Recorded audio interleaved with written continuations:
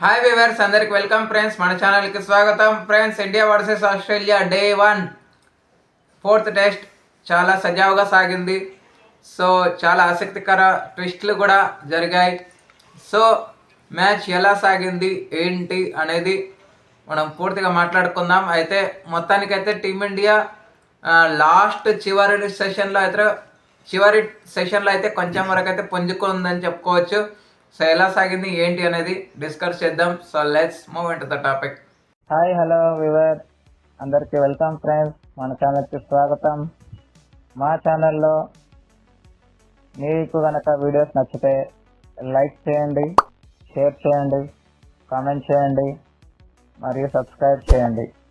మరిన్ని నోటిఫికేషన్స్ కోసం పక్కనే ఉన్న బెల్ ఐకాన్ని ఆల్ పైన ట్యాప్ చేయండి. ఆల్ పైన ట్యాప్ చేయడం ద్వారా మేము చేసే ప్రతి తాజా వీడియోలని నోటిఫికేషన్లో పొందగలరు. సో టాస్ గెలిచి మొదట బ్యాటింగ్ ఎంచుకున్న ఆస్ట్రేలియాకి సూపర్ స్టార్ట్ అయితే రావడం జరిగింది. 89 రన్స్ ఓపెనింగ్ పార్ట్నర్షిప్ రావడం జరిగింది. మనకు గత కొన్ని రోజులుగా వస్తున్న వార్తల క్రితం అంటే మెక్స్వీని దూరం అయ్యి ఇప్పుడు తనకి డెబ్యూటెంట్ శామ్ కోన్స్టాస్ ఈయన బ్యాటింగ్కి వచ్చాడు, అంటే డెబ్యూ చేశాడు. మంచి హాఫ్ సెంచరీతో కూడా కథం తొక్కడం అయితే జరిగింది. సో 60 రన్స్ వేసి అవుట్ అయ్యాడు. ముఖ్యంగా జస్ప్రీత్ బుమ్రాని మామూలుగా అటాక్ చేయలేదు. ఎందుకంటే తను గత 2 రోజుల క్రితమే ఒక స్టేట్మెంట్ కూడా పాస్ చేశాడు. అదేంటంటే జస్ప్రీత్ బుమ్రాని ఎలా టార్గెట్ చేయాలో నాకు తెలుసు, నా ప్లాన్ నాకు ఉంది, అది నేను చెప్పను, చేసి చూపిస్తా అని చెప్పాడు. అది మాటల్లో కాదు చేతల్లో కూడా నిరూపించాడని చెప్పుకోవచ్చు. వరల్డ్ నెంబర్ 1 బౌలర్ని దడదడలాడించాడని చెప్పుకోవచ్చు. సో ఒక ఓవర్లో అయితే ఏకంగా 18 రన్స్ పిండుకున్నాడని చెప్పుకోవచ్చు. బుమ్రాని ఉతికారేశాడు. సో తర్వాత ఎప్పుడైతే ఫాస్ట్ బౌలర్స్ రన్స్ బాగా లీక్ చేస్తున్న టైంలో అఫ్కోర్స్ కొన్ని మిస్ఫీల్స్ కూడా జరిగాయి అనుకోండి, కానీ రోహిత్ శర్మ మాత్రం జడేజాకి బౌలింగ్ ఇవ్వటం, 60 రన్స్ చేసినటువంటి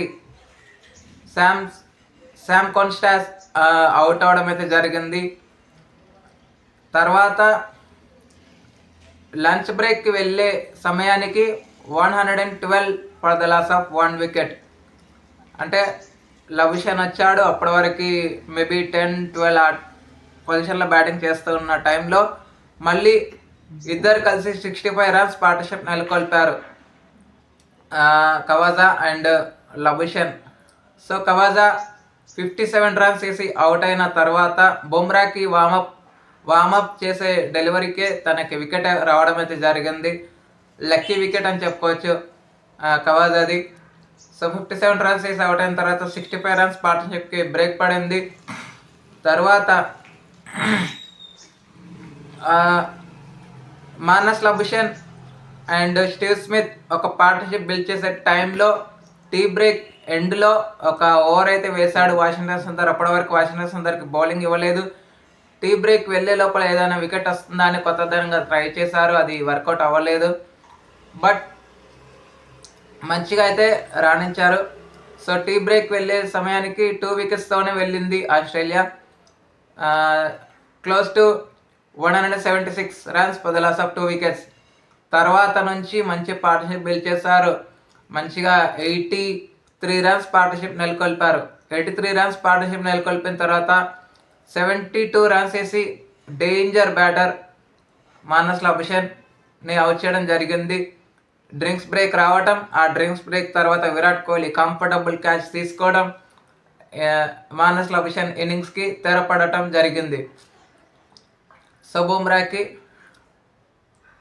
వికెట్ వచ్చింది, వాషింగ్టన్ సుందర్కి వికెట్ వచ్చింది. ట్రావిస్ హెడ్ రాగానే మంచిగా స్టార్ట్ చేశారు. ఎంత త్వరగా వీలైతే అంత త్వరగా బుమ్రాని తీసుకురావడం నెక్స్ట్ ఓవర్లో.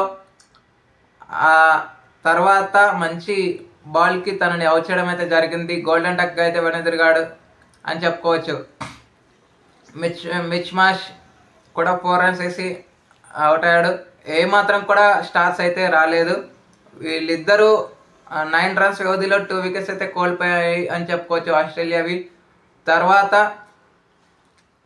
అలెక్స్ క్యారీ కొంచెం వికెట్ల పతనాన్ని అడ్డుకోవడం జరిగింది. ఇద్దరి మధ్య మరొక 50 రన్స్ పార్ట్నర్షిప్ నెలకొల్పబడింది. న్యూ బాల్ తీసుకున్నారు. ఫస్ట్ స్పెల్ నుంచి ఓల్డ్ బాల్ లాస్ట్ స్పెల్ వరకు ఆకాశ్దీప్ కష్టపడిన ఫలితానికి